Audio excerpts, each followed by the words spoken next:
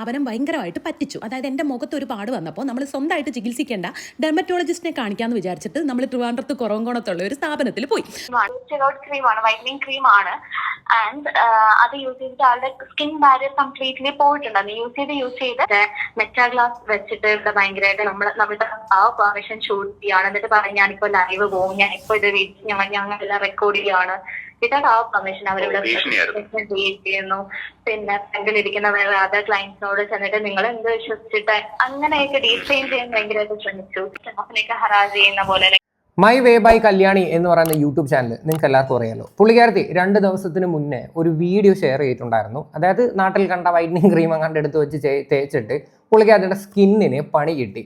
അത് ട്രീറ്റ്മെൻറ്റ് എടുക്കാനായിട്ട് ചെന്ന സ്ഥലമെന്ന് വെച്ച് കഴിഞ്ഞാൽ ഞാൻ ഇവിടെ സൈഡിൽ കൊടുത്തിരിക്കാം. ദെയർഫോർ ഐ ആം എന്ന് പറയുന്ന അവരുടെ ഇൻസ്റ്റാഗ്രാം പേജാണ്. അവരുടെ സ്ഥാപനം ട്രിവാൻഡ്രത്താണ്. അപ്പോൾ അവിടെ ട്രീറ്റ്മെൻറ്റ് എടുക്കുന്ന സമയത്ത് അവർക്കുണ്ടായ മോശം അനുഭവമാണ് അവരുടെ യൂട്യൂബ് ചാനലിൽ അവർ ഷെയർ ചെയ്തിരിക്കുന്നത്. അതിൽ അവർ സംസാരിക്കുന്ന കേട്ട് കഴിഞ്ഞാൽ അവർ പറ്റിക്കപ്പെട്ടു എന്നുള്ള രീതിയിലാണ്. നമുക്ക് ആദ്യമേ ആ ഒരു വീഡിയോ കാണാം. അതിനുശേഷം അവർക്ക് പറയാം, അതായത് ഈ ഒരു സ്ഥാപനത്തിന് പറയാനുള്ള വോയിസും കേൾക്കാം. ഇന്ന് രാവിലെ അപ്പുക്കുട്ടന് സ്കൂൾ അവധിയാണ്, പക്ഷേ സീച്ചറിന് ജോലിക്ക് പോകണം. അതുകൊണ്ട് രാവിലെ എഴുന്നേറ്റ് കേട്ടോ. ഇപ്പം ഞാൻ നന്നായിട്ട് കിടന്ന് ഉറങ്ങുന്നുണ്ട്. അങ്ങനെ രാവിലെ മുടിയൊക്കെ കെട്ടി പല്ലൊക്കെ തേച്ച് മുഖമൊക്കെ കഴുകി അടുക്കളയിലോട്ട് കയറി കേട്ടോ. നമുക്ക് എളുപ്പപ്പണിക്കുന്ന പുട്ടുണ്ടാക്കാന്ന് വിചാരിച്ചേ. അങ്ങനെ ഞാൻ പുട്ടെല്ലാം വെള്ളത്തിൽ കുതിർക്കാൻ വേണ്ടിയിട്ടു. ഒരുപാട് പേര് ചേച്ചിക്ക് എന്താ പറ്റിയെന്ന് ചോദിക്കുന്നുണ്ട്. അപ്പം ഞാനിതെല്ലാം കഴിഞ്ഞ ഒരു പരിധിയിൽ നമുക്ക് സംസാരിക്കാമെന്ന് വിചാരിച്ചു. പക്ഷേ വിത്ത് എവിഡൻസ് ആയിട്ട് ഞാൻ വലിയൊരു ലോങ് വീഡിയോ ആയിട്ട് ഇടാം കേട്ടോ. എന്താ ചുരുക്കി പറഞ്ഞു കഴിഞ്ഞാൽ നമ്മളെ ഒരു സ്ഥാപനം ഭയങ്കരമായിട്ട് പറ്റിച്ചു. അതായത് എൻ്റെ മുഖത്ത് ഒരു പാട് വന്നപ്പോൾ നമ്മൾ സ്വന്തമായിട്ട് ചികിത്സിക്കേണ്ട ഡെർമറ്റോളജിസ്റ്റിനെ കാണിക്കാമെന്ന് വിചാരിച്ചിട്ട് നമ്മൾ ട്രിവാൻഡ്രത്ത് കുറവങ്കോണത്തുള്ള ഒരു സ്ഥാപനത്തിൽ പോയി. ട്രിവാൻഡ്രത്ത് ഒരു സ്ഥാപനത്തിൽ പോയി മുഖത്തൊരു പാട് വന്നിട്ടാണ് ഇതിനകത്ത് പ്രത്യേകം പറയുന്നുണ്ട്. ഓക്കെ,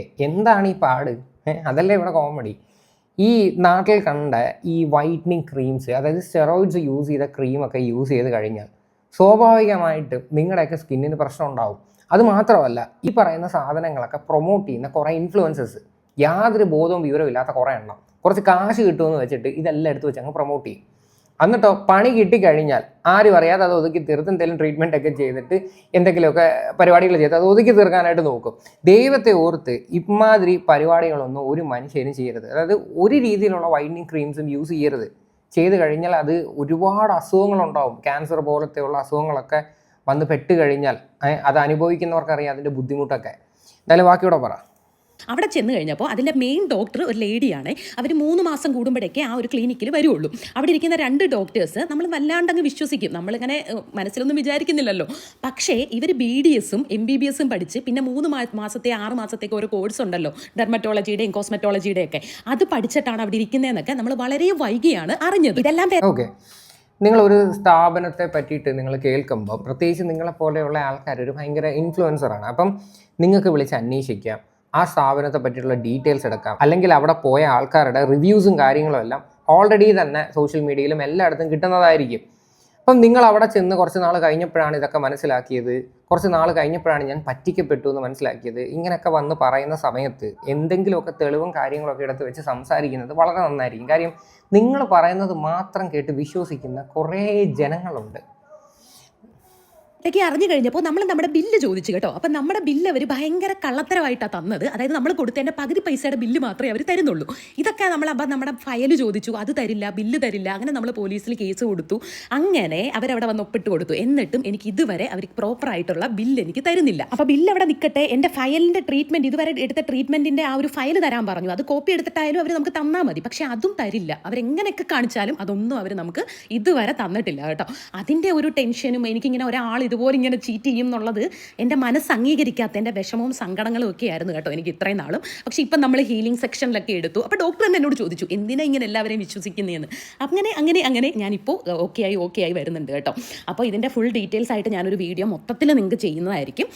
അപ്പോൾ പിന്നെ അത്രേ ഉള്ളൂ മക്കളെ. ഇപ്പോൾ എല്ലാവർക്കും മനസ്സിലായെന്ന് വിചാരിക്കുന്നു. ടാറ്റോ ബൈ, സീ യു. ഓക്കെ, ഇതായിരുന്നു ആ ഒരു വീഡിയോ. ഇതിനകത്ത് ആ സ്ഥാപനത്തിൻ്റെ പേരോ കാര്യങ്ങളോ ഒന്നും പറഞ്ഞിട്ടില്ലായിരുന്നു. പക്ഷേ അതിൻ്റെ ഈ പുള്ളിക്കാരത്തിയുടെ വീഡിയോയുടെ താഴെ ഒരു കമൻറ്റ് ഉണ്ടായിരുന്നു. ദെയർഫോർ ഐ ആം ആണോ ചേച്ചി, എനിക്കും ഒരു എക്സ്പീരിയൻസ് ഉണ്ട്, അതാ റിപ്ലൈ തരണേ പ്ലീസ്. അപ്പോൾ അതിൻ്റെ താഴെ ഇവർ അതെ എന്നും പറഞ്ഞിട്ട് പോയി കമൻറ്റ് ഇട്ടിട്ടുമുണ്ട്. ഈ ഒരു കമൻറ്റ് എടുത്ത് വെച്ച് പിൻ ചെയ്തിട്ടുണ്ട്. എന്നാൽ ഈ ഒരു സ്ഥാപനത്തിൽ ദേവ് ഡീകോട്സ് എന്ന് പറയുന്ന ചാനലിൽ ദേവ് ബ്രോ അവരോട് വിളിച്ച് സംസാരിച്ചിട്ടുണ്ടായിരുന്നു. അതായത് ഇതിൻ്റെ സത്യാവസ്ഥ അറിയണമല്ലോ. ഇവിടെ കല്യാണി പറയുന്നത് മാത്രമല്ലല്ലോ ഇവിടെ വിശ്വസിക്കേണ്ടത്. കുറച്ച് സബ്സ്ക്രൈബേഴ്സും കുറച്ച് റീച്ചും ഉണ്ടെന്ന് വെച്ചിട്ട് നമുക്ക് എന്തും വായി തോന്നുന്നത് വിളിച്ച് പറയാം എന്നുള്ളൊരു ചിന്താഗതി കുറച്ച് ആൾക്കാർക്കുണ്ട്. അതൊക്കെ ശരിക്കും പറഞ്ഞാൽ കൈ വെച്ചിരുന്നാൽ മതി. ഇവരുടെ ഈ ഒരൊറ്റ വീഡിയോ കാരണം ആ സ്ഥാപനത്തിനുണ്ടാവാൻ പോകുന്ന നഷ്ടം എന്ത് മാത്രമാണെന്ന് നിങ്ങൾക്കറിയാമോ? ഇനി ഞാൻ വേറൊരു കേസ് പറയാം. ഇവർ ഏകദേശം 8 മാസത്തോളം അവിടെ പോയി ട്രീറ്റ്മെൻറ്റ് എടുത്തിട്ടുണ്ട്. എന്നിട്ടാണ് വന്ന് ഇവർ ഇങ്ങനെയുള്ള ഡയലോഗുകൾ വന്ന് സംസാരിക്കുന്നത്. ഇതിൻ്റെ ലോങ് വീഡിയോ ഒക്കെ ഇടുമെന്ന് പറഞ്ഞിട്ട് ഇതുവരെ ഇട്ടിട്ടുമില്ല. ഇനി അവരുടെ ഫോണിൽ വിളിച്ച് സംസാരിക്കുമ്പം അവർക്ക് എന്താ പറയാനുള്ളത് നമുക്കൊന്ന് കേൾക്കാം. ഫസ്റ്റ് വിസിറ്റ് അറൗണ്ട് ഒരു 8 months മുന്നെയാണ് ക്ലയന്റ് വന്നത്. ആൻഡ് ആളുടെ കൺസേൺ എന്ന് പറയുന്നത് ഒരു സ്റ്റിറോയിഡ് ക്രീം യൂസ് ചെയ്തിട്ട് ആളുടെ സ്കിൻ ബാരിയർ കംപ്ലീറ്റ്ലി ഡാമേജ് ആയിട്ടുണ്ടായിരുന്നു. അതായത് ഇതൊരു വൈറ്റനിങ് ക്രീം കേട്ടല്ലോ, സ്റ്റെറോയിഡ് ക്രീം യൂസ് ചെയ്തിട്ട് ആളുടെ സ്കിന്ന് ഡാമേജ് ആയിട്ടുണ്ടായിരുന്നു എന്ന്. മുഖത്തൊരു ചെറിയൊരു പാട് വന്നിട്ട് പോയതാണെന്നാണ് വീഡിയോയിൽ പറഞ്ഞത്. സ്റ്റിറോയിഡ് ക്രീമാണ്, വൈറ്റനിങ് ക്രീം ആണ്. ആൻഡ് അത് യൂസ് ചെയ്തിട്ട് ആളുടെ സ്കിൻ ബാരിയർ കംപ്ലീറ്റ്ലി പോയിട്ടുണ്ടായിരുന്നു. യൂസ് ചെയ്ത് ആൾക്ക് ഫെയർ ആയി, കുറച്ച് സ്കിൻ ഒന്ന് വെളുത്തിട്ടുണ്ടായിരുന്നു. പക്ഷെ അത് വെച്ചിട്ട് പിഗ്മെന്റേഷൻ വരാൻ തുടങ്ങി ആളുടെ സ്കിന്നിൽ. അപ്പൊ ആൾക്ക് മനസ്സിലായി അതിന്റെ എന്തോ ഒരു നെഗറ്റീവ് എഫക്റ്റ് ആണെന്ന് ആൾക്ക് മനസ്സിലായിട്ടാണ് ആള് ഞങ്ങളെ മീറ്റ് ചെയ്യുന്നത്. ആൻഡ് പറഞ്ഞ പോലെ തന്നെ നമ്മുടെ മെയിൻ ഡോക്ടറിനെ തന്നെയാണ് ആള് ഫസ്റ്റ് വിസിറ്റ് ചെയ്തും ഫുൾ കണ്ടതും ഡോക്ടറിനെ തന്നെയാണ്. ഈ സംസാരിക്കുന്ന ആളുടെ പേരെന്തായിരുന്നു? ഞാൻ ഓഫീസിലെ സ്റ്റാഫാണ്, ട്രിവാൻഡ്രം ഓഫീസിലെ സ്റ്റാഫാണ്. പറഞ്ഞോളൂ. ആൻഡ് വിസിറ്റിന് വന്നിട്ട് മാമിനെ കണ്ടു. അപ്പൊ മാം പറഞ്ഞു ആ യൂസ് ചെയ്തുകൊണ്ടിരുന്ന സ്റ്റിറോയിഡ് ക്രീം ഇമ്മീഡിയറ്റ് ആയിട്ട് സ്റ്റോപ്പ് ചെയ്യാൻ പറഞ്ഞു. ആൻഡ് അത് നമ്മളങ്ങനെ കൈൻഡ് ഓഫ് സ്റ്റിറോയിഡ് ക്രീം കൊടുക്കാറില്ല. ആൻഡ് അതിന് വേണ്ടിയിട്ട് നമ്മള് ഗ്ലൂട്ടതയോൺ IV സജസ്റ്റ് ചെയ്തു, ബ്ലഡ് ടെസ്റ്റ് ചെയ്തു ആളുടെ. നമ്മൾ ഫുൾ ഹിസ്റ്ററി എടുത്തതിന് ശേഷമാണ് ആൻഡ് IVs എടുത്തു ഒരുപാട്. അത് കഴിഞ്ഞിട്ട് സെക്കൻഡ് സെഷന് ആള് വന്നപ്പോ ആള് കൊളാബ് റിക്വസ്റ്റ് ചെയ്തിരുന്നു. നിങ്ങളോട് റിക്വസ്റ്റ് ചെയ്തു? യെസ്, ആളുടെ ഫീൽഡ് ആണല്ലോ, ലൈക് ഇൻഫ്ലുവൻസർ ആണല്ലോ. അപ്പോ നമുക്ക് ആക്ച്വലി സെക്കൻഡ് സെക്ഷന് വന്ന സമയത്ത് കൊളാബിന് റിക്വസ്റ്റ് ചെയ്തിട്ടുണ്ടായിരുന്നു. അതായത് ഒരു ഇൻഫ്ലുവൻസർ ആണല്ലോ, അപ്പം കൊളാബ് ചെയ്ത് കഴിഞ്ഞാൽ അത്രയും പൈസ കൊടുക്കേണ്ട ആവശ്യമില്ല, റേറ്റ് പകുതി കുറഞ്ഞ് കിട്ടും. ഇത് മിക്ക ഇൻഫ്ലുവൻസേഴ്സും ചെയ്യുന്ന പരിപാടിയാണ്. ഇപ്പം നിങ്ങൾ കാണുന്ന കുറേ പ്രോഡക്ട്സിൻ്റെ ആയാലും അല്ലെങ്കിൽ ഏതെങ്കിലും ഒരു സ്ഥാപനത്തെ പറ്റിയിട്ട് സംസാരിക്കുന്നതായാലും എല്ലാം കൊളാബാണ്. കാശ് മേടിച്ചിട്ടോ അല്ലെങ്കിൽ ഇവർക്ക് കാശ് കുറച്ചോ കിട്ടുന്ന പരിപാടിക്കാണ് ഇവർ ഇങ്ങനെയുള്ള പരിപാടികൾക്ക് നിൽക്കുന്നത്. അപ്പം കൊളാബിന് സംസാരിച്ച സമയത്ത് ഇവർ അത് ഡിനൈ ചെയ്ത്. കാര്യം ഇവർക്ക് അതിൻ്റെ ആവശ്യമില്ല. ഇവർ ഇത്രയും 10-15 വർഷമായിട്ട് അവർ സ്ഥാപനം നടത്തിക്കൊണ്ടിരിക്കുക. അപ്പോൾ അവർക്കൊരു കൊളാബിൻ്റെ പ്രത്യേകിച്ച് പരസ്യത്തിൻ്റെ ഒന്നും ആവശ്യമില്ല. കാര്യം ഒരുപാട് ഫേമസ് ആയിട്ടുള്ള ആക്ട്രസ്മാരും എല്ലാം അവിടെ ചെന്ന് ട്രീറ്റ്മെൻറ്റ് എടുക്കുന്നുണ്ട്. അല്ലെങ്കിൽ ബാക്കിയുടെ കേൾക്കാം. എല്ലാ സെലിബ്രിറ്റീസും നമ്മുടെ കൊച്ചിയിലെ പനമ്പള്ളി ക്ലിനിക്കിലെ മഞ്ജു വാര്യർ തൊട്ട് എല്ലാരും നമ്മുടെ ക്ലയൻസ് ആണ്. അപ്പൊ അതുകൊണ്ട് അവരെ വെച്ചിട്ട് നിങ്ങൾ നമ്മുടെ ഇൻസ്റ്റാഗ്രാം പേജ് ചെക്ക് ചെയ്താൽ നിങ്ങൾക്ക് മനസ്സിലാവും. നമ്മൾ ഒരു സെലിബ്രിറ്റീസിനെ വെച്ചിട്ട് ഒരു പ്രൊമോഷനോ ഒരു ആഡോ ചെയ്തിട്ടില്ല. ഈവൻ പെയ്ഡ് ആഡ്സ് പോലും നമ്മൾ സെലിബ്രിറ്റീസിനെ വെച്ച് ചെയ്തിട്ടില്ല. ബിക്കോസ് ഇതിന്റെ CEOക്ക് അത് ഇൻട്രസ്റ്റ് ഇല്ല. ചെയ്യാനാണെങ്കിൽ എല്ലാ സെലിബ്രിറ്റീസും നമ്മുടെ ക്ലയൻസ് ആണ് പനമ്പള്ളിയില്. Ma'am is not interested on that. Because നമുക്ക് അല്ലാതെയുള്ള ആഡ്സ് മതി എന്നാണ് ആളുടെ ഒരു കോൺസെപ്റ്റ്. അപ്പോ നമ്മള് ഇതിനെ പ്രൊമോട്ട് ചെയ്യുന്ന ഒരു ടീമും അല്ല നമ്മുടെ കമ്പനി വന്നിട്ട് ഈ ഒരു സെലിബ്രിറ്റീസിനെ അല്ലെങ്കിൽ ഇൻഫ്ലുവൻസേഴ്സിന്റെ ഈ കൊളാബ് ഒന്നും പ്രൊമോട്ട് ചെയ്യുന്ന ഒരു കാറ്റഗറി ഓഫ് ആൾക്കാരായി. എത്ര വർഷമായി സ്ഥാപനം തുടങ്ങിയിട്ട് അറിയോ? 15 വർഷത്തിന് മേലെയായി തൃശ്ശൂരും കൊച്ചിയിലും ഒക്കെ ഞങ്ങള് ഇവിടെ സ്റ്റാർട്ട് ചെയ്തു. ഓക്കെ, കൊളാബ് ചെയ്യാനായിട്ട് താല്പര്യമില്ലെന്ന് അവർ വ്യക്തമായിട്ട് പറഞ്ഞു. അവർക്ക് വേണമെങ്കിൽ കൊളാബ് ചെയ്യിപ്പിക്കാനാണെങ്കിൽ കുറേ സെലിബ്രിറ്റീസ് അല്ല അവരുടെ ക്ലയൻസ് ആണ്. അവർക്ക് വേണമെങ്കിൽ അവരെയൊക്കെ എടുത്ത് വെച്ചിട്ട് പ്രൊമോട്ട് ചെയ്യാനേ ഉള്ളൂ.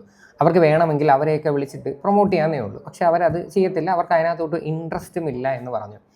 മേ ബി ഇതിൻ്റെയൊക്കെ ഒരു ചുരുക്ക് തീർത്തതാണോ കല്യാണി എന്നാണ് എല്ലാവരുടെയും ഒരു സംശയം. ഇനി തീർന്നിട്ടില്ല, ഇനിയുണ്ട്. അവിടെ പോയി ഭയങ്കര പ്രശ്നം ഉണ്ടാക്കി മെറ്റാ ഗ്ലാസ് വെച്ചിട്ട് അവിടുത്തെ വീഡിയോസ് എല്ലാം ഷൂട്ട് ചെയ്തെടുത്തു.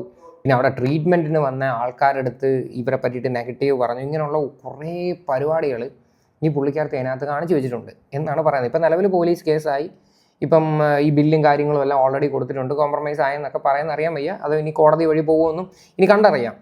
പക്ഷേ ശരിക്കും പറഞ്ഞു കഴിഞ്ഞാൽ നിങ്ങൾ ആലോചിക്കേണ്ട ഒരു കാര്യം, എത്ര വിദഗ്ധമായിട്ടാണ് ജനങ്ങളെ പറ്റിക്കുന്നത്. ഇവർ ആ ഒറ്റ വീഡിയോ കാരണം ഇതിൻ്റെ സത്യം എന്താണെന്ന് അറിയാതെ ഈ ഒരു സ്ഥാപനത്തെ ചീത്ത വിളിച്ചുകൊണ്ട് നടക്കുന്ന എത്രയോ ആൾക്കാർ കാണും.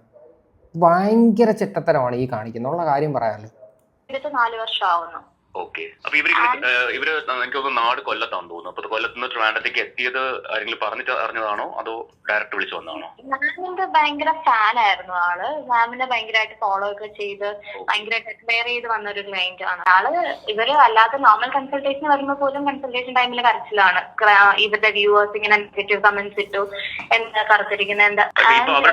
അവരുടെ ഈ ഒരു പ്രശ്നം വരാനുള്ള റീസൺ എന്താണ്? മീൻ ഇങ്ങനെ ഒരു ബില്ല് ചോദിച്ചു കൊടുത്തില്ല എന്നൊക്കെയാണ് പറയുന്നത്.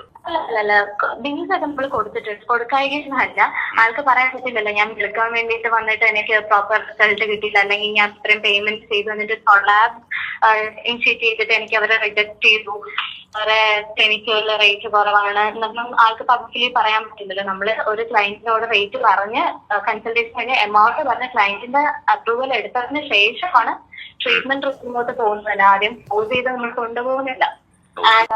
പിന്നെ കൊളാബ് റിക്വസ്റ്റ് ചെയ്തപ്പോ ഞാൻ പറഞ്ഞു അത് വേണ്ട, ഞങ്ങൾക്ക് അത് താല്പര്യമില്ല, നമ്മൾ അങ്ങനെ ആരെയും പ്രൊമോട്ട് ചെയ്യാറില്ല എന്ന് പറഞ്ഞു.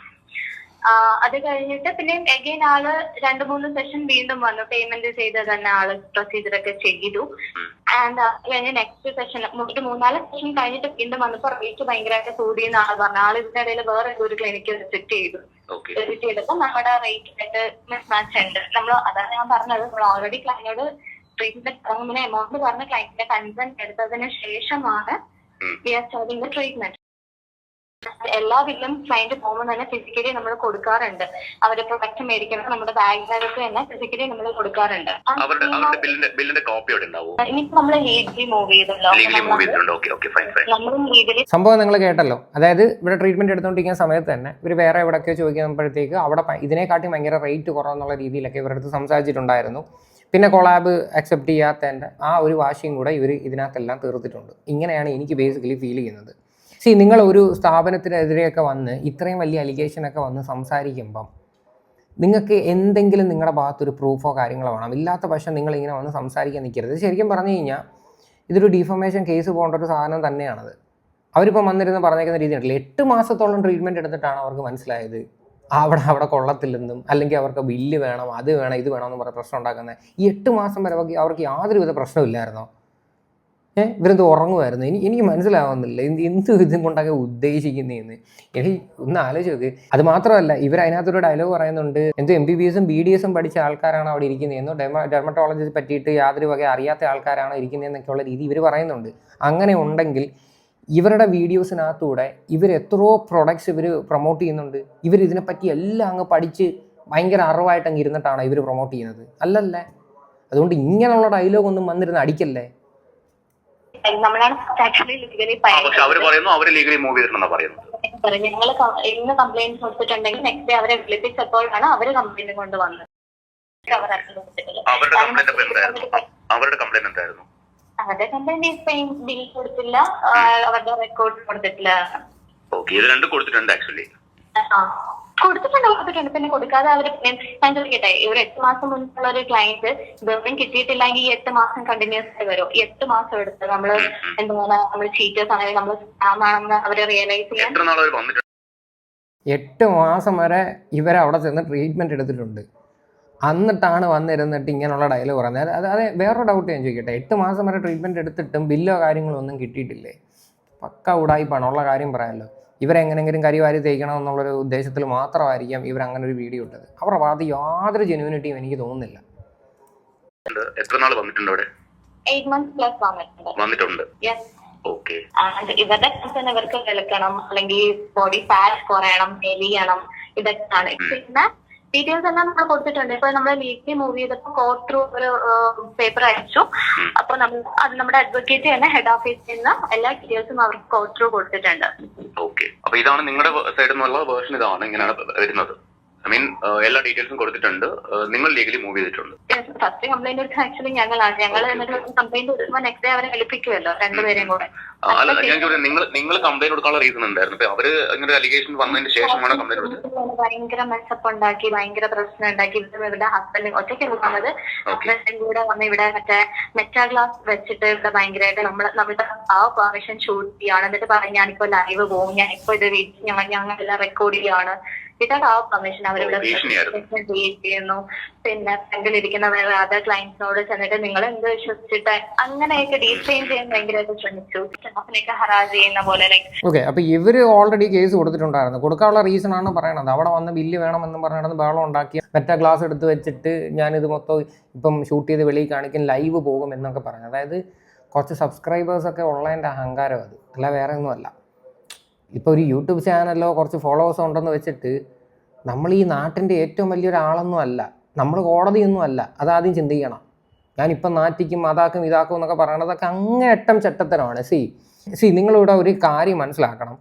നിങ്ങൾക്ക് എന്തെങ്കിലുമൊക്കെ കമ്മ്യൂണിക്കേറ്റ് ചെയ്യുന്നുണ്ടെങ്കിൽ, അതായത് നിങ്ങളുടെ ഓഡിയൻസിൻ്റെ അടുത്ത് നിങ്ങളത് വളരെ വ്യക്തമായിട്ട് അതിൻ്റെ പ്രൂഫ് സഹിതം വെച്ചിട്ട് നിങ്ങൾക്ക് വേണമെങ്കിൽ സംസാരിക്കാം. വേണമെങ്കിൽ അത് കേസ് കൊടുത്തതിന് ശേഷം നിങ്ങൾക്ക് സംസാരിക്കാം, നിങ്ങളുടെ ബാധനായുണ്ടെങ്കിൽ.